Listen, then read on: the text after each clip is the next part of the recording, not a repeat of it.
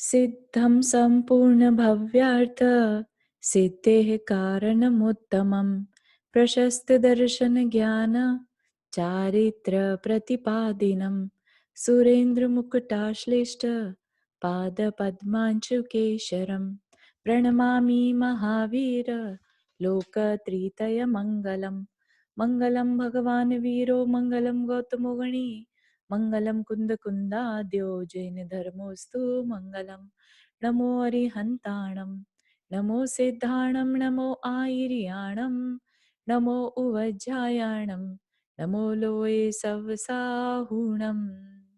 पंच परमेष्ठी भगवान की जय। सब प्रकार के पापों को छोड़कर 45 मिनट के लिए और हम नमोकार मंत्र का जाप करेंगे 9 बार।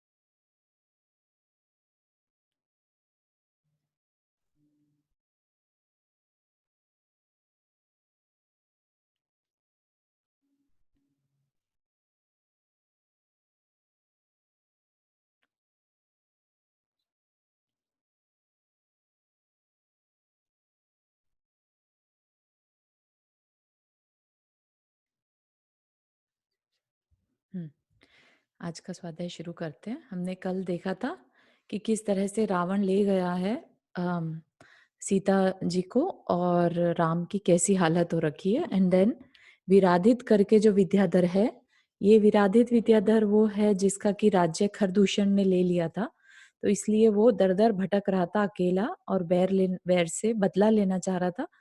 तो ये उसको अच्छा मौका मिल गया, उसने लक्ष्मण के साथ मिलकर और खरदूषण को समाप्त कर दिया, है ना। तो अब देखेंगे कि क्या होता है, रावण क्या करता है सीता जी के साथ। अतनंतर विमान के ऊंचे शिखर पर बैठा इच्छानुसार गमन करता हुआ रावण आकाश में सूर्य के समान सुशोभित हो रहा था। रति संबंधी राग से जिसकी आत्मा विमूढ़ हो रही थी, ऐसा रावण शोक संतप्त सीता के मुरझाए हुए मुख कमल का ध्यान कर रहा था, उसी की ओर देख रहा था जिसके मुख से निरंतर अश्रुओं की वर्षा हो रही थी। ऐसी सीता के आगे पीछे तथा बगल में खड़ा होकर रावण बड़ी दीनता के साथ नाना प्रकार के सैकड़ों प्रिय वचन बोलता था। वह कहता था कि मैं कामदेव के अतिशय कोमल पुष्पमयी बाणों से घायल होकर यदि मर जाऊंगा तो हे साध्वी तुझे नर हत्या लगेगी। तो मतलब किसी भी तरीके से उसको अपनी ओर अट्रैक्ट करना चाह रहे हैं और थोड़ा सा जैसे होता ना कि डरा के धमका के एक तरह से वो कि मैं मर जाऊंगा और फिर तुझे नरहत्या का पाप लगेगा। हे सुंदरी, तेरा यह मुखार विंद क्रोध सहित होने पर भी सुशोभित हो रहा है, सो ठीक ही है, क्योंकि जो सुंदर है उनमें सभी प्रकार से सुंदरता रहती है। हे देवी, प्रसन्न हो और इस दास के मुख पर एक बार चक्षु डालो। तुम्हारे चक्षु की कांति रूपी जल से नहाने पर मेरा सब श्रम दूर हो जाएगा। हे सुमुखी, यदि दृष्टि का प्रसाद नहीं करती हो, आंख उठाकर मेरी ओर नहीं देखती हो, तो इस चरण कमल से ही एक बार मेरे मस्तक पर आघात कर दो।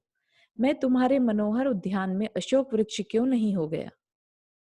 क्या ऐसा बोलते कि अशोक वृक्ष को पैर मारने से वो जल्दी बढ़ता है। सिमिलर वो यहाँ पर बोल रहे कि तुम मेरे मस्तक पर भी आघात करो ताकि मुझे भी अच्छा लगे, क्योंकि वहां तुम्हारे इस चरण कमल का प्रशंसनीय तल प्रहार सुलभ रहता। हे कृष्णोदरी, विमान की छत पर बैठकर झरोखे से जरा दिशाओं को तो देखो, मैं सूर्य से भी कितने ऊपर आकाश में चल रहा हूँ। हे देवी, कुला चलो, मेरु पर्वत और सागर से सहित इस पृथ्वी को देखो। यह ऐसी जान पड़ती है मानो किसी कारीगर के द्वारा ही बनाई गई हो। इस प्रकार कहने पर पीठ देकर बैठी हुई सीता बीच में तृण रखकर निम्नांकित अप्रिय वचन बोली। उसने कहा कि हे नीच पुरुष, हट, मेरे अंग मत छू। तू इस प्रकार की निंदनीय वाणी क्यों बोल रहा है। तेरी यह दुष्ट चेष्टा पाप रूप है, आयु को कम करने वाली है, नरक का कारण है, अपकीर्ति को करने वाली है, विरुद्ध है तथा भय उत्पन्न करने वाली है। पर स्त्री की इच्छा करता हुआ तू महादुख को प्राप्त होगा तथा भस्म से आच्छादित अग्नि के समान पश्चाताप से तेरा समस्त शरीर व्याप्त होगा, है ना। तो एक तरह से ये जो बोलते हैं ना श्राप दे देते हैं, उस टाइप के अंदर से उसके वचन निकल रहे हैं कि तेरा ऐसा होगा वैसा होगा। अथवा तेरा चित्त पाप रूपी महापंख से व्याप्त है, अतः तुझे धर्म का उपदेश देना उसी प्रकार व्यर्थ है जिस प्रकार की अंधे के सामने नृत्य के हाव भाव दिखाना व्यर्थ होता है। अरे नीच, पर स्त्री की इच्छा मात्र से तू भारी पाप बांध कर नरक में जाएगा और वहां कष्टकारी अवस्था को प्राप्त होगा।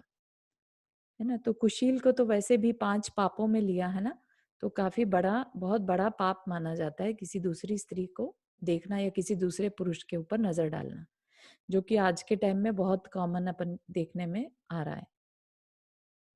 इस प्रकार यद्यपि सीता ने कठोर अक्षरों से भरी वाणी के द्वारा रावण का तिरस्कार किया, तो भी काम से आहचित होने से उसका प्रेम दूर नहीं हुआ। मतलब वो कुछ भी कह रही है उसको, तो रावण को असर ही नहीं हो रहा है, वो सिर्फ उसको चाह रहा है किसी तरह से मुझे मिल जाए। वहां खरदूषण का युद्ध समाप्त होने पर भी स्वामी रावण का दर्शन न होने से परम स्नेह से भरे शुक, हस्त, प्रहस्त आदि मंत्री परम उद्वेग को प्राप्त हो रहे थे। सो जब उन्होंने हिलती हुई पताका से सुशोभित प्रातःकालीन सूर्य के समान रावण का विमान आता हुआ देखा, तब वे हर्षित होकर उसके पास गए। उन्होंने दिव्य वस्तुओं की भेंट देखकर सम्मान प्रदर्शित कर तथा अतिशय प्रिय वचन कहकर रावण की अगवानी की, तो भी भृत्यों की उन संपदाओं से सीता वशीभूत नहीं हुई। मतलब कि किसी भी तरह से सीता है खुश नहीं हो रही थी।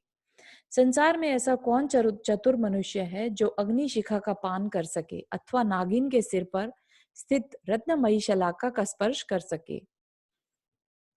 यद्यपि सीता ने तृण के अग्रभाग के समान रावण का तिरस्कार किया था, तो भी वह दशों उंगलियों से सहित अंजलि सिर पर धारण कर उसे बार बार नमस्कार करता था। नाना दिशाओं से आए हुए तथा इंद्र के समान पूर्ण वैभव को धारण करने वाले मंत्रियों ने जिसे घेर लिया था और जय हो, बढ़ते रहो, समृद्धिमान हो इत्यादि कर्ण प्रिय वचनों से जिसकी स्तुति हो रही थी, ऐसे इंद्र तुल्य रावण ने लंका में प्रवेश किया। उस समय सीता ने विचार किया कि यह विद्याधरों का राजा ही जहाँ अमर्यादा का आचरण कर रहा है, वहां दूसरा कौन चरण हो सकता है। मतलब कि यहाँ का जो राजा ही इस तरह का बिहेव कर रहा है, तो सोचो वो वहां की स्त्रियों की रक्षा कैसे कर सकता होगा। है ना? तो कि वहां पर कोई और शरण है ही नहीं। फिर भी मेरा यह नियम है कि जब तक भर्ता का कुशल समाचार नहीं प्राप्त कर लेती हूँ, तब तक मेरे आहार कार्य का त्याग है ना? जैसे अपन लोग यहाँ पर आहार सब प्रकार के पाप का त्याग करके बैठे हैं ना, ऐसे ही सीता जी ने भी सब प्रकार के आहार का त्याग कर दिया कि जब तक पति की न्यूज नहीं आती तब तक कुछ नहीं लोगे मुंह में। तदनंतर पश्चिमोत्तर दिशा में विद्यमान अतिशय उज्जवल स्वर्ग के समान सुंदर देव आरण्य नामक उद्यान है। सो कल्प वृक्ष के समान कांति वाले बड़े बड़े वृक्षों से व्याप्त उस उद्यान में एक जगह सीता को ठहराकर रावण अपने महल में चला गया। इतने में ही खरदूषण के मरण का समाचार पाकर रावण की 18,000 रानियां बहुत भारी शोक के कारण महाशब्द करती हुई रावण के सामने विलाप करने लगी। चंद्रनखा भाई के चरणों में जाकर तथा गला फाड़कर हाय हाय मैं अभागिनी मारी गई, इस तरह अश्रु वर्षा से दुर्दिन को पराजित करती हुई विलाप करने लगी।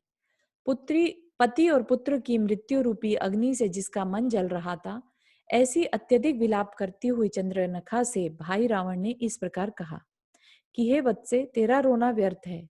यह क्या प्रसिद्ध नहीं है कि संसार के प्राणी पूर्व भव में जो कुछ करते हैं सब उसका फल अवश्य ही प्राप्त होता है, इसमें संशय नहीं है ना? तो अब उसे समझाने के लिए उसको बहुत विवेक जागृत हो रहा है कि मैं उसे बताऊं, लेकिन खुद समझ नहीं रहा है कि वो क्या गलत कर रहा है।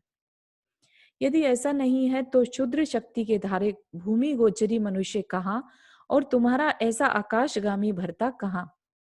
मैंने यह सब पूर्व में संचित किया था, सो उसी का यह न्यायागत फल प्राप्त हुआ है। ऐसा जानकर किसी मनुष्य को शोक करना उचित नहीं है। जब तक मृत्यु का समय नहीं आता है, तब तक वज्र से आहत होने पर भी उसको कोई मार नहीं सकता, और जब मृत्यु का समय आ पहुंचता है, तब अमृत भी जीव के लिए विष हो जाता है। हे वत्से, जिसने युद्ध में खरदूषण को मारा है, उसके साथ अन्य सब शत्रुओं के लिए मैं मृत्यु स्वरूप हूँ, अर्थात मैं उन सबको मारूंगा। इस प्रकार बहन को आश्वासन और जिनेन्द्र देव की अर्चा का उपदेश देकर जिसका मन जल रहा था, ऐसा रावण निवास गृह से चला गया। है ना? उसका दिमाग तो कहीं और ही लगा था, उसने जल्दी-जल्दी बस उसे समझाया और खुद दूसरी तरफ दिमाग लगाने लग गया। वहां जाकर रावण आदर की प्रतीक्षा किए बिना ही शैया पर जा पड़ा। उस समय वह उन्नमत हाथी सिंह के समान अथवा सांस भरते हुए सर्प के समान जान पड़ता था। भर्ता को ऐसा देख दुख युक्त की तरह आभूषणों के आदर से रहित मंदोदरी बड़े आदर से उसके पास जाकर इस प्रकार बोली कि हे नाथ, क्या खरदूषण की मृत्यु से आकुलता को धारण कर रहे हो? तो अभी उसको घबराते हुए देखकर मंदोदरी को लग रहा है कि कुछ तो गड़बड़ है ना? तो वो पूछ रही है कि क्या ये खरदूषण की वजह से ऐसा हो रहा है? परंतु ये ठीक नहीं है, क्योंकि शूरवीरों को बड़ी-बड़ी आपत्तियों में भी विषाद नहीं होता। पहले अनेक संग्राम में तुम्हारे मित्र क्षय को प्राप्त हुए हैं। उन सब का तुमने शोक नहीं किया, किंतु आज खरदूषण के प्रति शोक कर रहे हो। राजा इंद्र के संग्राम में श्री माली आदि अनेक राजा जो तुम्हारे बंधुजन थे, क्षय को प्राप्त हुए थे, पर उन सब का तुमने कभी शोक नहीं किया।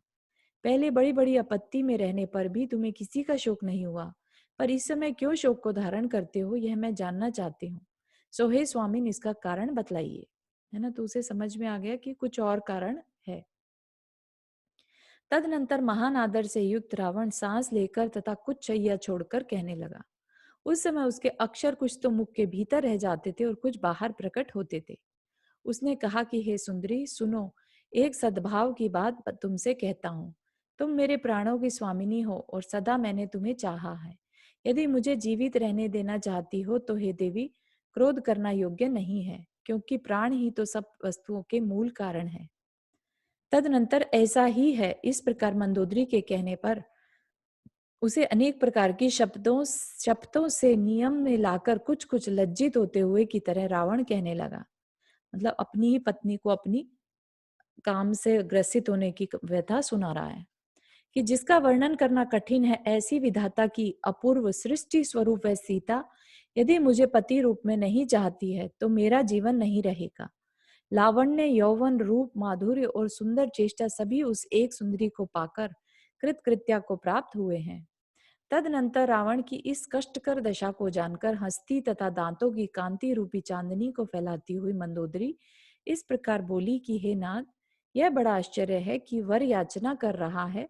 जान पड़ता है कि वह स्त्री पुण्यहीन है, जो स्वयं आपसे प्रार्थना नहीं कर रही है, अथवा समस्त संसार में वही एक परम अभ्युदय को धारण करने वाली है, जिसकी कि तुम्हारे जैसे अभिमानी पुरुष बड़ी दीनता से याचना करते हैं। कि या तो वो बिल्कुल ही पुण्यहीन है या फिर परम पुण्यशाली है, कि जिसके कि तुम याचना कर रहे हो, अथवा बाजूबंद के रत्नों से जटिल तथा हाथी की सूंड की उपमा देने वाली इन भुजाओं से बलपूर्वक आलिंगन कर क्यों नहीं उसे चाह लेते हो। इसके उत्तर में रावण ने कहा कि हे देवी, मैं जिस कारण उस सर्वांग सुंदरी को जबरदस्ती ग्रहण नहीं कर सकता हूँ, इसमें निवेदन करने योग्य कारण है, उसे सुनो। हे देवी, मैंने अनंत वीर्य भगवान के समीप निर्ग्रंथ मुनियों की सभा में साक्षात एक व्रत लिया था। इंद्र के द्वारा वंदनीय अनंत वीर्य भगवान ने एक बार ऐसा व्याख्यान किया कि एक वस्तु का त्याग भी परम फल प्रदान करता है। दुखों से भरी भव परंपरा में भ्रमण करने वाले प्राणियों के पाप से थोड़ी भी निवृत्ति हो जाए तो वह उनके संसार से पार होने का कारण हो जाती है। जिन मनुष्य के किसी पदार्थ के त्याग रूप एक भी नियम है नहीं है, वे फूटे घट के समान निर्गुण हैं। है ना? तो सोचने वाली बात भी है कि भले ही रावण की इस भव में नरक जाना हो गया, लेकिन आगे चल के वे तीर्थंकर बनने वाले हैं। है ना? तो कहीं ना कहीं पुण्य उनका काम आ रहा आएगा। उन मनुष्यों और पशुओं में कुछ भी अंतर नहीं, जिनके की मोक्ष का कारण भूत एक भी नियम नहीं है। हे भव्य जीवों, शक्ति के अनुसार पाप छोड़ो और पुण्य रूपी धन का संचय करो, जिससे जन्मांध मनुष्यों के समान चिरकाल तक संसार में परिभ्रमण न करना पड़े। इस प्रकार भगवान के मुख कमल से निकले हुए वचन रूपी मकरंद को पीकर कितने ही मनुष्य निर्ग्रंथ अवस्था को प्राप्त हुए और हीन शक्ति को धारण करने वाले कितने ही लोग गृहस्थ धर्म को प्राप्त हुए। सो ठीक ही है, क्योंकि कर्मोदय के कारण सब एक समान क्रिया के धारक नहीं होते। है ना? तो यहाँ पर ये बात भी क्लियर कर दी कि सबकी शक्ति एक जैसी हो ये जरूरी नहीं है। है ना? कई लोग बहुत कठोर तपस्या कर पाते हैं, इजीली हंसते हंसते कर लेते हैं, और कई लोग के शरीर में इतनी शक्ति नहीं होती कि वो ये सब कर पाए। तो कर्मोदय के कारण सब एक समान क्रिया के धारक नहीं होते। उस समय सौम्य चित्त के धारक एक मुनिराज ने मुझसे कहा कि हे दशानन, शक्ति के अनुसार तुम भी एक नियम ग्रहण करो। तुम धर्म रूपी उज्जवल रत्नदीप को प्राप्त हुए हो, सो विज्ञानी तथा गुणों के संग्रह करने में निपुण होकर भी खाली मन एवं खाली हाथ क्यों जाते हो? इस प्रकार कहने पर हे देवी, मैंने मुनिराज को प्रणाम कर सुर असुर तथा मुनियों के समक्ष इस तरह कहा कि जब तक मानवती पर स्त्री मुझे स्वयं नहीं चाहेगी, तब तक दुखी होने पर भी मैं बलपूर्वक उसका सेवन नहीं करूंगा। हे प्रिय, मैंने यह व्रत भी इस अभिमान से ही लिया था कि मुझे देखकर कौन पतिव्रता मान करेगी। इसलिए हे देवी, मैं उस मनोहरांगी को स्वयं नहीं ग्रहण करता हूँ, क्योंकि राजा एक बार ही कहते हैं, अन्यथा बहुत भारी बाधा आस पड़ती है। मतलब कि जो मुंह से निकल गया राजा के, वो करना ही रहता है। अतः जब तक मैं प्राण नहीं छोड़ता हूं, तब तक सीता को प्रसन्न करो, क्योंकि घर के भस्म हो जाने पर कुआं खोदने का श्रम व्यर्थ है। तदनंतर रावण को वैसा जान जिसे दया उत्पन्न हुई थी, ऐसी मंदोदरी बोली कि हे नाथ, यह तो बहुत छोटी बात है। तत्पश्चात कुछ मधुर विलासों की वशवर्तिनी कमल लोचना मंदोदरी देवारण्य नामक उद्यान में गई। उसकी आज्ञा पाकर रावण की 18,000 मानवती स्त्रियां भी वैभव के साथ उसके पीछे चली। समस्त नई नीतियों के विज्ञान से जिसका मन अलंकृत था, ऐसी मंदोदरी ने क्रम क्रम से सीता के पास जाकर इस प्रकार कहा कि हे सुंदरी, हर्ष के स्थान में विषाद क्यों कर रही हो? वह स्त्री तीनों लोकों में धन्य है जिसका कि रावण पति है, जो समस्त विद्याधरों का अधिपति है, जिसने इंद्र को पराजित कर दिया है तथा जो तीनों लोकों में अद्वितीय सुंदर है। ऐसे रावण को तुम पति रूप में क्यों नहीं चाहती हो? तुम्हारा पति कोई निर्धन भूमि गोचरी मनुष्य है, सो उसके लिए इतना दुखी क्यों हो? है ना? तो भूमि गोचरी भी है और वो इस तरह का वैभव जो है वो उसके पास नहीं है, राम के पास, है ना? इस टाइम पे तो वैसे भी वो बिल्कुल ही सारा कुछ ही छोड़ के निकले हुए हैं। तो वो कह रहे हैं कि निर्धन भूमि गोचरी के लिए दुखी क्यों हो रही हो? सर्वलोक से श्रेष्ठ अपने आप को सुखी करना चाहिए। अपने लिए महासुख के साधनभूत कार्य को करने वाले को कोई दोष नहीं है, क्योंकि मनुष्य के सब प्रयत्न सुख के लिए ही होते हैं। इस प्रकार मेरे द्वारा कहे हुए वचन यदि तुम स्वीकृत नहीं करती हो, तो फिर जो दशा होगी वह तुम्हारे शत्रुओं को प्राप्त हो। रावण अतिशय बलवान तथा शत्रु से रहित है। प्रार्थना भंग करने पर वह काम पीड़ित हो क्रोध को प्राप्त हो जाएगा। जो राम लक्ष्मण नामक कोई पुरुष तुझे इष्ट हैं, सो रावण के कुपित होने पर उन दोनों का भी संदेह ही है कि वो जीवित बचेंगे कि नहीं, तो तुम क्या करोगी, है ना? इसलिए तुम शीघ्र ही विद्याधरों के अधिपति रावण को स्वीकृत करो और परम ऐश्वर्य का को प्राप्त हो देवों संबंधी लीला को धारण करो। इस प्रकार कहने पर जिसके मुख से बाष्प भार के कारण गदगद वर्ण निकल रहे थे तथा जो अश्रुपूर्ण नेत्र धारण कर रही थी, ऐसी सीता बोली कि हे वनिते, तेरे ये सब वचन अत्यंत विरुद्ध हैं। पतिव्रता स्त्रियों के मुख से ऐसे वचन नहीं निकल सकते। मेरे इस शरीर को तुम लोग चाहे छेद डालो, भेद डालो अथवा नष्ट कर दो, परंतु अपने भर्ता के सिवाय अन्य पुरुष को मन में भी नहीं ला सकती हूँ। यद्यपि मनुष्य सनत कुमार के समान रूप का धारक हो। सनत कुमार की का वर्णन पहले भी आया था ना, जो बहुत ही सुंदर थे, कामदेव के समान थे। तो उनको देखने के लिए इंद्र की सभा से 2 देव आए थे देखने के लिए। तो वो कह रही है कि यदि मनुष्य सनत कुमार के समान रूप का धारक हो अथवा इंद्र के तुल्य हो, तो भी भर्ता के सिवाय अन्य पुरुष की मैं किसी तरह इच्छा नहीं कर सकती। मैं यहाँ आई हुई तुम सब स्त्रियों से संक्षेप में इतना ही कहती हूँ कि तुम लोग जो कह रही हो वह मैं नहीं करूंगी, तुम जो चाहो सो करो। इसी बीच में जिस प्रकार हाथी गंगा की धारा के पास पहुंचता है, उसी प्रकार काम के संताप से दुखी रावण स्वयं सीता के पास पहुंचा और पास में स्थित हो मुख रूपी चंद्रमा को कुछ कुछ हास्य से युक्त करता हुआ बड़े आदर के साथ अत्यंत दयनीय वाणी में बोला, हे देवी, भय को प्राप्त मत हो। हे सुंदरी, मैं तुम्हारा भक्त हूँ। मेरी एक प्रार्थना सुनो, प्रसन्न हो और सावधान बनो। बताओ कि मैं तीनों लोकों में वर्तमान किस वस्तु में हीन हूँ, जिससे तुम मुझे अपने योग्य उत्तम पति स्वीकार नहीं करती हो। इतना कहकर रावण ने स्पर्श करने की चेष्टा प्रकट की। तब सीता ने हड़बड़ाकर कहा कि पापी हृदय, हट, मेरे अंग का स्पर्श मत कर। इसके उत्तर में रावण ने कहा कि हे देवी, क्रोध तथा अभिमान छोड़ो, प्रसन्न हो और इंद्राणी के समान दिव्य भोगों की स्वामिनी बनो। सीता ने कहा कि कुशील मनुष्य की संपदाएं केवल मल है और सुशील मनुष्य की दरिद्रता भी आभूषण है ना? तो सीखने वाली बात यहाँ पर आ जाएगी। अगर कोई अपनी दृष्टि खराब करता है तो उस पे कितनी भी संपदा हो तो वो मल के समान है, और सुशील मनुष्य अगर दरिद्र भी है तो उसकी सुशीलता ही उसका आभूषण है। उत्तम कुल में उत्पन्न हुए मनुष्यों को शील की हानि कर दोनों लोगों के विरुद्ध कार्य करने में मरण की शरण में जाना ही अच्छा है। तू पर स्त्री की आशा रखता है, अतः तेरा यह जीवन वृथा है। जो मनुष्य शील की रक्षा करता हुआ जीता है, वास्तव में वह जीता है।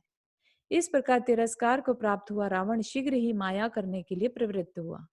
मतलब कि अब वो उसको अच्छे से, पहले तो उसने बड़े तरीके से समझाने की कोशिश की, वो नहीं मान रही है तो अब उसको डराने धमकाने के तरीके से मनाने की कोशिश करेगा। सब देवियां भयभीत होकर भाग गईं और वहां सब कुछ आकुलता से पूर्ण हो गया। इसी बीच में सूर्य किरण समूह के साथ साथ अस्ताचल की गुहा में प्रविष्ट हो गया, सो मानो रावण की माया के भय से ही प्रविष्ट हो गया था।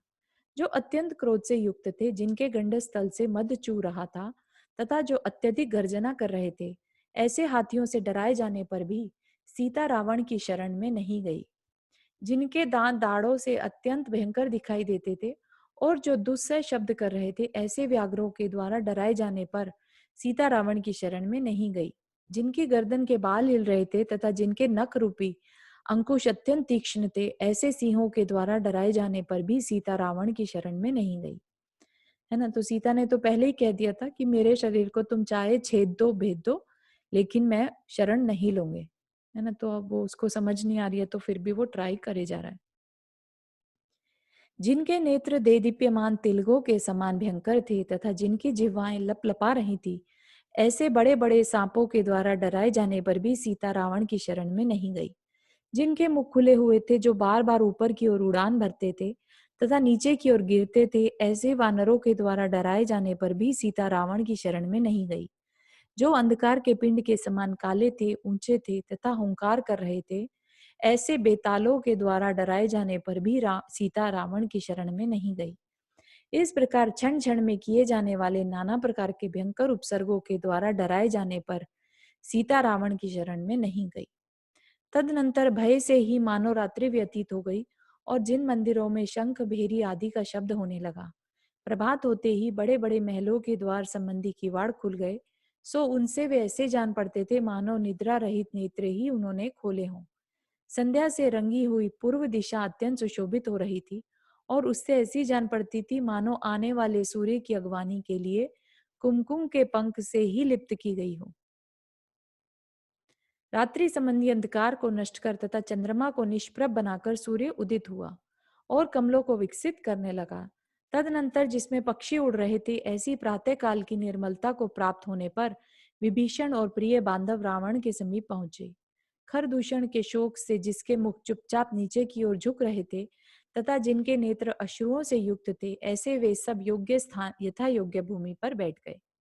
उसी समय विभीषण ने पट के भीतर स्थित चौक से बाहर से रोती हुई स्त्री का हृदय विदारक शब्द सुना।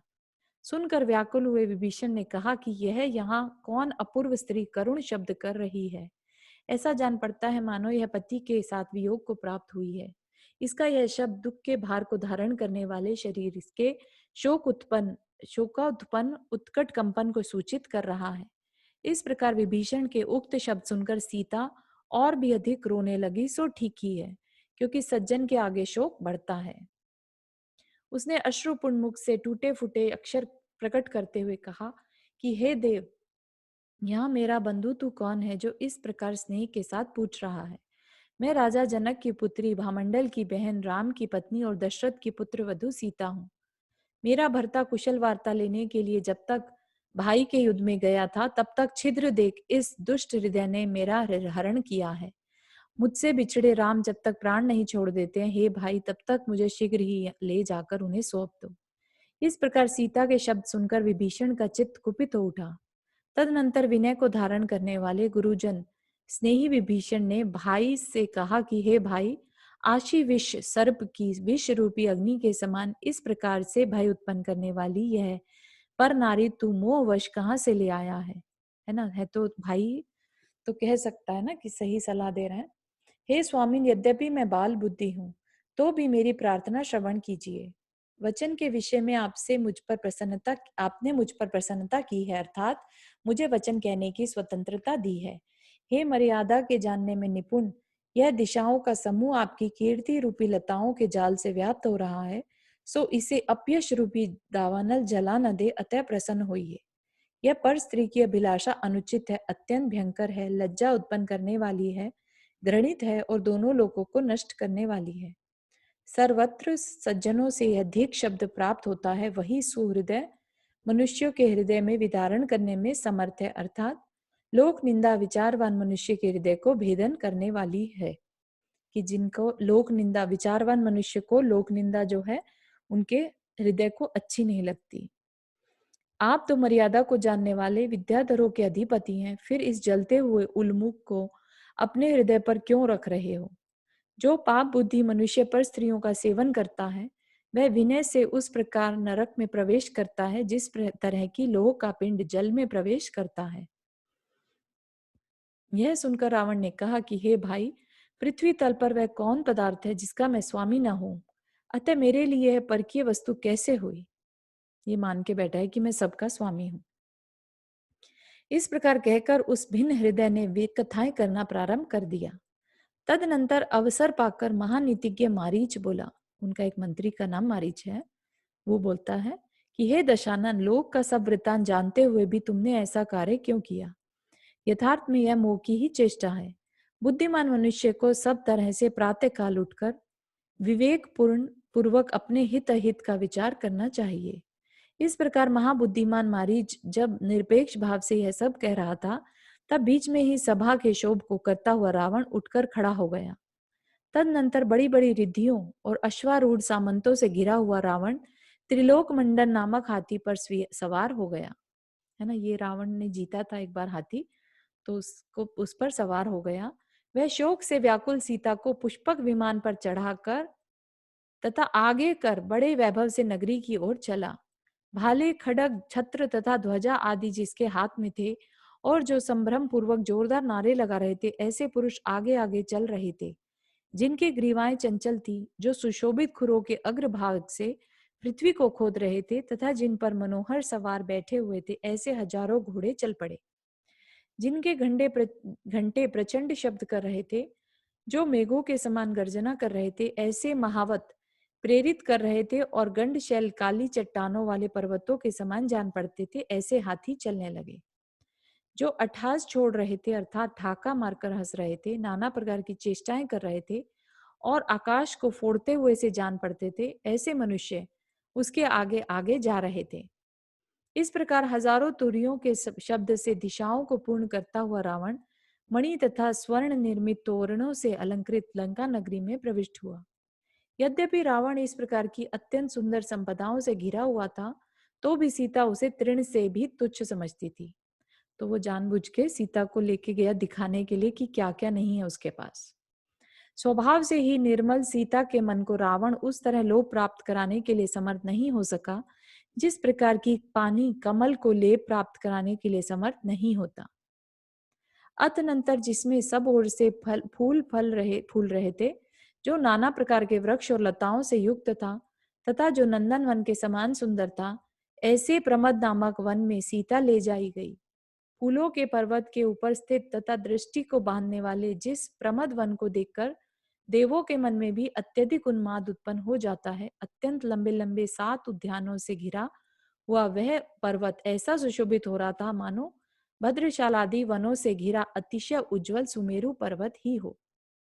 मतलब कि बहुत ही सुंदर वन में उसको ले गया, जो मेनली पूरे यूनिवर्स में जैसे कहते हैं ना कि 7 वंडर्स होते हैं, इस तरह से जो 7 सबसे सुंदर वन थे उनमें से एक वन था वो। गौतम स्वामी कहते हैं कि हे राजन, अनेक आश्चर्यों से भरे हुए उसके एक देश रूप जो सघन वन है, हम उनके नाम कहते हैं, सो सुनो। उस पर्वत पर जो 7 वन है उनके नाम इस प्रकार हैं: प्रकीर्णक, जनानंद, सुख सेव्य, समुच्चय, चारण प्रिय, निबोध और प्रमद। तो वो प्रमद में उसको लेके गया। इनमें से प्रकीर्णक नाम का वन पृथ्वी तल है, पर उसके आगे जनानन नामक का वह वन है जिसमें कि वे ही क्रीड़ा करते हैं जिनका कि आना जाना निषिद्ध नहीं है, अन्य लोग नहीं। उसके ऊपर चलकर तीसरा सुख सेवे नाम का वन है जो कोमल वृक्षों से व्याप्त है, मेघ समूह के समान है तथा नदियों और वापिकाओं से मनोहर है। उस वन में सूर्य के मार्ग को रोकने वाला केतकी और जूही से सहित तथा पान की लताओं से लिपटे 10 वेमाओं प्रमाण लंबे लंबे वृक्ष हैं।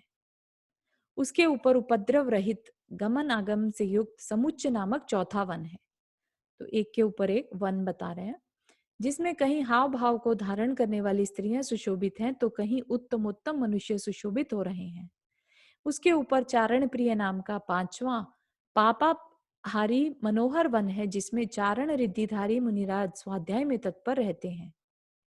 उसके ऊपर छठवां निबोध नाम का वन है जो ज्ञान का निवास है। और उसके आगे चढ़कर प्रमद नाम का सातवां वन है जो घोड़े के पृष्ठ के समान उत्तम प्रथा सुख के चढ़ने के योग्य सीढ़ियों से युक्त दिखलाई देता है। इस प्रमद वन में स्नान क्रीड़ा के योग्य कमलों से सुशोभित मनोहर वापिकाएं हैं। स्थान स्थान पर पानीय शालाएं और अनेक खंडों से युक्त सभागृह विद्यमान है जहाँ खजूर नारियल ताल तथा अन्य वृक्षों से घिरे एवं फलों से लदे नारिंद और बीजपुर आदि के वृक्ष हैं।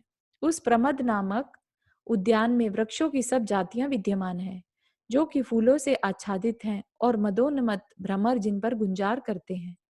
वहां मंद मंद वायु से हिलती तथा फलों और फलों से मनोहर लता अपने कोमल पल्लवों से ऐसी जान पड़ती है मानो हाथ चलाती हुई नृत्य ही कर रही हो। वहां नीचे लपकते हुए मेघों के समान सुशोभित तथा समस्त ऋतुओं में छाया उत्पन्न करने वाले सघन वृक्षों की हरिणियां सदा सेवा करती हैं, उनके नीचे विश्राम लेती हैं। कमल रूपी मुखों से सहित वहां की वापिकाएं नील कमल रूपी नेत्रों के द्वारा उन वन की उन विभूति को मानो अतृप्त होकर ही सदा देखती रहती हैं। जहां मंद मंद वायु से नृत्य करती हुई वापिकाएं राजहंस पक्षियों के समूह से ऐसी जान पड़ती हैं मानो कोकिलाओं के आलाप से युक्त सघन वनों की हंसी ही कर रही हूँ। इस विषय में अधिक कहने से क्या, इतना ही बहुत है कि समस्त भोगों और उत्सवों को धारण करने वाला वह प्रमद नामक उद्यान नंदन वन से भी अधिक सुंदर है। उस प्रमद वन में अशोक मालिनी नाम की वापी है जो कि कमल पत्रों से सुशोभित है, स्वर्ण में सोपानों से युक्त है और विचित्र आकार वाले गोपुर से अलंकृत है। इसके सिवाय वह प्रमद वन झरोखे आदि से अलंकृत और तथा उत्तम उत्तम लताओं से आलिंगित मनोहर ग्रहों और जल कणों से युक्त निर्झरों से सुशोभित है। निर्झर होते हैं झरने। उस प्रमद वन के अशोक वृक्ष से आच्छादित एक देश में बैठी शोकवती सीता ऐसी जान पड़ती थी मानो स्वर्ग से गिरी साक्षात लक्ष्मी हो। वहां रावण की आज्ञानुसार वस्त्र गंध तथा अलंकारों को हाथ में धारण करने वाली स्त्रियां निरंतर सीता को प्रसन्न करने की चेष्टा करती थी, किंतु नृत्य सहित दिव्य संगीतों अमृत के समान मनोहर वचनों और देवतुल्य संपदा के द्वारा सीता अनुकूल नहीं की जा सकी। इतने पर भी काम रूपी दावानल की प्रचंड ज्वाला से व्याकुल हुआ रागी रावण एक के बाद एक दूती भेजता रहता था। वह कहता था कि हे दूती, जाओ और सीता से कहो कि जब अब अनुराग से भरे रावण की उपेक्षा करना उचित नहीं है, अतः प्रसन्न हो। दूती सीता के पास जाती और वापस आकर तेज रहित रावण से कहती कि हे देव, वह तो आहार छोड़ बैठी है, तुम्हें किस प्रकार स्वीकार करे। मतलब वो तो खाना भी छोड़ दिया, तो तुम तो बहुत दूर की चीज हो। वह चुपचाप बैठी है, न कुछ बोलती है, न शरीर से कुछ चेष्टा करती है और न महाशोक से युक्त होने के कारण हम लोगों पर दृष्टि ही डालती है। अमृत से भी अधिक स्वादिष्ट दूध आदि से युक्त सुगंधित तथा अनेक वर्ण का विचित्र भोजन उसे दिया जाता है, पर वह स्वीकृत नहीं करती है। दूती की बात सुनकर जो सब ओर से काम रूपी प्रचंड अग्नि की ज्वाला से व्याप्त था तथा दुख रूपी सागर से निमग्न था, ऐसा रावण अत्यधिक दुखी होता हुआ पुनः चिंता में पड़ जाता था। वह कभी लंबी तथा गर्म श्वासोश्वास की वायु को छोड़ता हुआ शोक करता था, तो कभी मुख सूख जाने से अस्पष्ट अक्षरों द्वारा कुछ गाने लगता था। वह काम रूपी तुषार से जले हुए मुख कमल को बार बार हिलाता था और कभी क्षण भर के लिए निश्चल बैठकर तथा कुछ सोचकर हंसने लगता था। वह रत्न खचित फर्श पर लौटता और महादाह से युक्त समस्त अवयवों को बार बार फैलाता था। फिर उठकर खड़ा हो जाता, फिर शून्य हृदय हो अपने आसन पर जा बैठता, फिर बाहर निकलता और किसी मनुष्य को देखकर फिर लौट जाता। इस प्रकार हाथी सब दिशाओं में जाने वाली सूंड से किसी का आस्फालन करता है, उसी प्रकार रावण भी निशंक हो सब दिशाओं में घूमने वाले अपने हाथ से कंपित करता हुआ फर्श को आस्फालन करता था, अर्थात फर्श पर घुमा घुमा कर हाथ पटकता था और उससे फर्श को कंपित करता था। वह मन में आई हुई सीता का स्मरण करता हुआ अपने पुरुषार्थ तथा निरपेक्ष भाग्य को उलाहना देने के लिए प्रवृत्त होता था और उस समय उसके नेत्रों से अश्रु निकलने लगते थे। वह किसी को बुलाता था और समीपवर्ती लोग जब हुंकार देते थे तब चुप रह जाता था। तदनंतर बार बार क्या है इस प्रकार बिना किसी लक्ष्य के बकता रहता था। वह कभी मुख को ऊपर कर सीता सीता इस प्रकार चिल्लाता था और कभी मुख नीचा कर नख से पृथ्वी को खोदता हुआ चुप बैठा रहता था।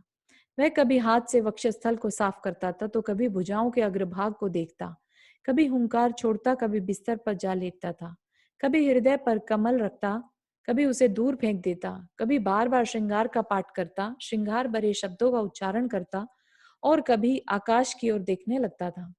कभी हाथ से हाथ का स्पर्श कर पैर से पृथ्वी को ताड़ित करता था, कभी स्वाचोश्वास रूपी अग्नि के काले पड़े हुए अधरोष्ठ को खींचकर देखता था, कभी कह कह शब्द करता था, कभी केशों को खोलकर फैलाता था, कभी किसी पर क्रोध से दुस्सह दृष्टि छोड़ता था, कभी जिमुहाई लेते समय वक्षस्थल को फुलाकर आगे को उभार लेता था, कभी नेत्रों को आंसुओं से आच्छादित करता था, कभी भुजाओं का तोरण ऊपर उठाकर उंगलियां चटकाता हुआ उसे तोड़ता था, कभी हृदय की ओर दृष्टि डालकर वस्त्र से अंचल से हवा करता था, कभी फूलों से रूप बनाता और फिर उसे शीघ्र ही नष्ट कर देता था, कभी आदर के साथ सीता का चित्र बनाता और फिर उसे आंसुओं से गीला करता था, कभी दीनता के साथ हाहाकार करता और कभी न न मा मा शब्दों का उच्चारण करता था। इस प्रकार काम रूपी ग्रह से पीड़ित रावण अनेक प्रकार की चेष्टाएं करता तथा करुणापूर्ण वार्तालाप करता था। सो ठीक ही है, क्योंकि काम की चेष्टा विचित्र होती है। जिसमें वासना रूपी महाधूम उठ रहा था तथा आशा जिसमें ईंधन बन रही थी, ऐसा उसका शरीर काम अग्नि से दीप्त हो हृदय के साथ जल उठ रहा था। वह कभी विचार करता था कि हाय मैं किस अवस्था को प्राप्त हो गया, जिससे अपने इस शरीर को भी धारण करने के लिए समर्थ नहीं रहा। मैंने दुर्गम समुद्र के बीच में रहने वाले हजारों बड़े बड़े विद्याधर युद्ध में जीते हैं, पर इस समय यह क्या हो रहा है, जिसका लोकपाल रूपी परिकर समस्त संसार में प्रसिद्ध था, ऐसे राजा इंद्र को भी मैंने पहले बंदी गृह में डाल रखा था तथा अनेक युद्धों में जिसने राजाओं के समूह को पराजित किया था, ऐसा मैं इस समय मोह के द्वारा भस्मीभूत हो रहा हूँ। मतलब उसे समझ भी आ रही है और समझना भी नहीं चाह रहा है। अतनंतर आकुलता से भरा तथा बड़ी बड़ी मंत्रणा करने में निपुण विभीषण मंत्रियों के साथ बैठकर इस प्रकार निरूपण करने के लिए तत्पर हुआ।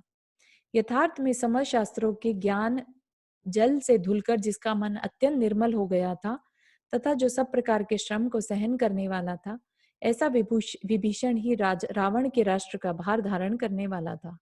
विभीषण के समान रावण का हित करने वाला दूसरा मनुष्य नहीं था, है ना। तो अब रावण तो संभाल नहीं रहा है कुछ भी, तो विभीषण संभाल रहा है जाके। वह उसके करने योग्य समस्त कार्यों में सर्व प्रकार का उपयोग लगाकर सदा जागरूक रहता था। विभीषण ने मंत्रियों से कहा कि अहो वृद्ध जनों, राजा की ऐसी चेष्टा होने पर अब हम लोगों का क्या कर्तव्य है, सो कहो। विभीषण का कथन सुनकर सब सनभिन्नमति बोला कि इससे अधिक और क्या कहें कि सब कार्य का अकार्यता को प्राप्त हो गया है, अर्थात सब कार्य गड़बड़ हो गया है। स्वामी दशानंद की दक्षिण भुजा के समान जो खर दूषण था, वह दैव योग से सहसा नष्ट हो गया। वह विराधित नाम का विद्याधर जो किसी के लिए कुछ भी नहीं था, वह आज श्रृंगार पना छोड़कर सिंह पने को प्राप्त हुआ है। पुण्य कर्म के उदय से प्राप्त हुई इसकी इस भव्यता को तो देखो कि उत्तम चेष्टाओं के धारण करने वाले यह युद्ध में लक्ष्मण की मित्रता को प्राप्त हो गया। इधर ये सभी वानर वंशी भी अभिमानी तथा बलवान हो रहे हैं, सो ये आक्रमण से ही वश में हो सकते हैं, बिना आक्रमण के कभी वशीभूत नहीं हो सकते। इनका आकार कुछ दूसरा ही है और मन दूसरे ही प्रकार का स्थित है। जिस प्रकार सांपों के बाह्य में तो कोमलता रहती है और भीतर दारुण विष रहता है। खरदूषण की पुत्री अनंग कुसुमा का पति हनुमान इस समय वानर वंशियों का नेता बन रहा है और वह खासकर सुग्रीव का ही पक्ष लेता है। इस प्रकार संभिन्न मति के कह चुकने पर पंचमुख मंत्री अनादर पूर्वक हंसता हुआ बोला कि यहाँ खरदूषण का वृतांत गिनने से अर्थात उसकी मृत्यु का सोच करने से लाभ ही क्या है। इस वृतांत से किसे भय तथा किसकी अपकीर्ति है, अर्थात किसी की नहीं, क्योंकि युद्ध में शूरवीरों की ऐसी गति होती ही है। वायु के द्वारा समुद्र की एक कणिका हर लेने पर समुद्र में क्या न्यूनता आ जाएगी, अर्थात कुछ भी नहीं। रावण का बल बहुत है, उसके दोष देखने से क्या। ऐसी बात सोचते हुए मेरे मन में लज्जा आती है। कहाँ यह जगत का स्वामी रावण और कहाँ अन्य वनवासी। मतलब कि ऐसी बात भी मत करो कि रावण का बल कम हो गया है। लक्ष्मण यद्यपि सूर्यहास खड्ग को धारण करने वाला है, तो भी उससे क्या, और विराधित उसकी इच्छा अनुसार प्रवृत्ति करता है, उसका मित्र है, इससे भी क्या। क्योंकि वन सहित एक अत्यंत दुस्सह पर्वत यद्यपि सिंह से सहित हो, तो भी क्या उसे दावानल जला नहीं देता। तदनंतर माथा हिलाकर पूर्व कथित वचनों को नीरस बताता हुआ सहस्त्रमती मंत्री बोला कि मान से भरे इस निरर्थक वचनों के कहने से क्या लाभ है। स्वामी का हित चाहने वाले मंत्री व्यक्ति को ऐसी मंत्रणा करनी चाहिए जो प्रकृत बात से संबंध रखने वाली हो, मतलब कि वास्तविकता से संबंधित हो, बजाय सिर्फ उसके अहंकार को पुष्ट करने वाली बात नहीं करनी चाहिए। वह छोटा है ऐसा समझकर शत्रु की अवज्ञा नहीं करनी चाहिए, क्योंकि समय पाकर अग्नि का एक कण समस्त संसार को जला सकता है।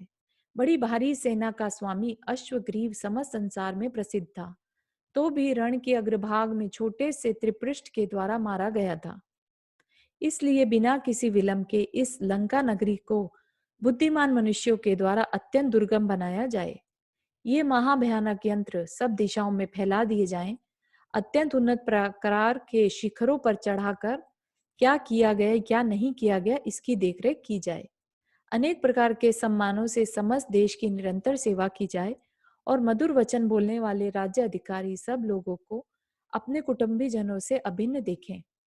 प्रिय करने वाली मनुष्य सब प्रकार के उपायों से राजा दशानन की रक्षा करें, जिससे वह सुख को प्राप्त हो सके। जिस प्रकार दूध के द्वारा सर्पिणी को प्रसन्न किया जाता है, उसी प्रकार उत्तम चातुर्य, परम प्रिय मधुर वचनों और इष्ट वस्तुओं के दान द्वारा सीता को प्रसन्न किया जाए। किष्कु नगर के स्वामी सुग्रीव तथा नगरी की रक्षा करने में उद्यत अन्य उत्तम योद्धाओं को नगर के बाहर रखा जाए। ऐसा कहने पर बाहर रखे हुए सुग्रीव आदि अंतर का भेद नहीं जान सकेंगे और कार्य सौंपा जाने के कारण वे यह समझते रहेंगे कि स्वामी हम पर प्रसन्न है। मतलब कि उनको झूठ बोल देंगे, गलती खुद कर रहे हैं लेकिन बताएंगे नहीं कि हम गलती कर रहे हैं। इस तरह जब यहाँ का प्रत्येक कार्य सब जगह सब ओर से अत्यंत दुर्गम हो जाएगा, तब कौन जान सकेगा कि हरी हुई सीता यहाँ है या अन्यत्र है। सीता के बिना राम निश्चित ही प्राण छोड़ देगा, क्योंकि जिसकी ऐसी प्रिय स्त्री विरह में रहेगी वह जीवित रह ही कैसे सकेगा। जब राम मृत्यु को प्राप्त हो जाएगा, तब शोक से दुखी अकेला अथवा शूद्र सहायकों से युक्त लक्ष्मण क्या कर लेगा। अथवा राम के शोक से उसका मरण होना निश्चित है, क्योंकि इन दोनों का समागम दीप और प्रकाश के समान अविनाभावी है। विराधित अपराध रूपी समुद्र में मग्न है, अतः कहाँ जाएगा। अथवा जाएगा भी तो सुग्रीव के समीप जाएगा, ऐसा लोगों से सुना जाता है। सुग्रीव का संदेह उत्पन्न करने वाली माया को जो नष्ट कर सके, ऐसा पुरुष संसार में स्वामी दशानन से बढ़कर दूसरा कौन होगा। इसलिए उस कठिन कार्य को सिद्ध करने के लिए सुग्रीव स्वामी दशानन की सेवा करेगा, और सुग्रीव के साथ दशानन का समागम होना फल काल में शुभदायक होगा। इस विधि से दशानन इन शत्रुओं को तथा अन्य लोगों को भी जीत सकेंगे। इसलिए इस विषय में शीघ्र ही यत्न किया जावे। इस प्रकार विचार कर बुद्धिमान मंत्री करने योग्य कार्य का निश्चय कर हर्षित चित्त होते हुए अपने अपने घर गए। विभीषण ने यंत्र आदि के द्वारा कोट को अत्यंत दुर्गम कर दिया तथा नाना प्रकार की विद्याओं के द्वारा लंका को गहरों और पाशों से युक्त कर दिया। मतलब कि अपनी सुरक्षा की और उसने कठिन प्रबंध कर लिया। गौतम स्वामी कहते हैं कि हे राजन, निर्मल चित्त के धारक मनुष्य का कोई भी कार्य आप्त वचनों से निरपेक्ष नहीं होता, अर्थात आपके कहे अनुसार ही उनका प्रत्येक कार्य होता है। आप्त भगवान ने मनुष्यों के लिए जो कार्य बतलाए हैं वे पुरुषार्थ के बिना सफल नहीं होते, और पुरुषार्थ दैव के बिना इष्ट सिद्धि का कारण नहीं होता, कि पुरुषार्थ के लिए भाग्य का होना भी जरूरी है ना। हे भव्य जीवो, सो सबका कारण है, उसके प्रयत्न करने में प्रसन्न हो। हे राजन, जब तक मनुष्य के कर्म का उदय विद्यमान रहता है, तब तक नाना प्रकार के कुशल वचन उनके चित्त में प्रवेश नहीं करते हैं। इसलिए अपनी योग्य स्थिति के अनुसार प्रशस्त पुण्य कर्म करना चाहिए, जिससे कि फिर शोक रूपी कष्टदायी सूर्य संताप उत्पन्न न कर सके। ठीक है, तो इस प्रकार हमारा यहाँ पर रावण के माया के विविध रूपों का वर्णन करने वाला 46वां पर्व समाप्त हुआ। हम इसमें देखेंगे अगले पर्व में क्या है। 46 कर लिया तो 47 इसमें दिखाएंगे। सुग्रीव के द्वारा उपद्रव होने के कारण किष्किंधापुरी का स्वामी सुग्रीव दुखी होकर इधर उधर भ्रमण करता फिरता था। फिर उसी समय विराधित माता लंका में आया। तो थोड़ा सा अभी भी युद्ध अभी शुरू नहीं होगा। ठीक है, तो इसमें किसी को कोई प्रश्न?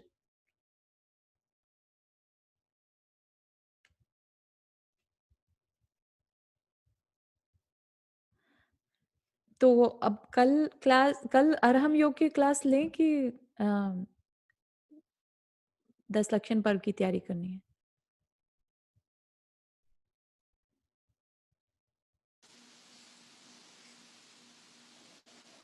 कल आ रहा है, हम योगा ले लो, नहीं तो फिर यही पद्म पुराण का ही कल रखो फिर।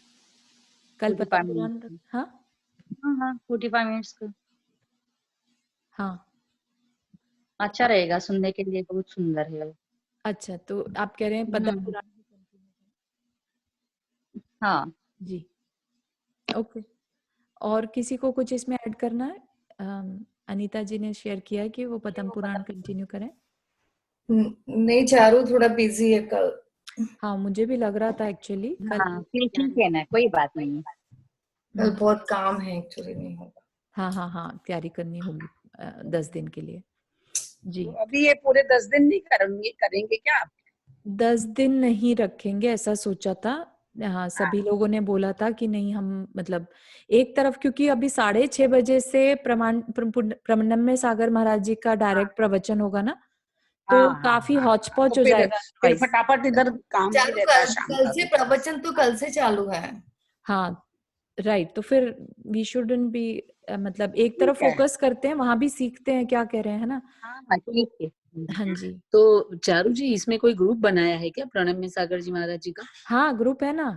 और हम तो कितने जगह जा रहा है, कितने दिनों से जा रहा है? हाँ कई दिनों से फ्लोट हो रहा है एक्चुअली सारे ग्रुप्स में। तो आई वो तो फॉरवर्ड। उसको पता है, इसको ऋषभ को पता है, ऋषभ को। अच्छा, नहीं, इसमें मतलब अपने ग्रुप के जैसे ज्वाइन करना है कि कैसा है? हाँ ज्वाइन ग्रुप करके एंड उसी में डिटेल्स आ जाएंगी। बाकी तो यूट्यूब उस पे होगा ना, जूम लिंक से। दक्ष लक्षण के प्रोग्राम में है। जी, मैंने तो ऐसा सुना था कि यहाँ के लोगों को ग्रुप बनाना है, तो आपने यहाँ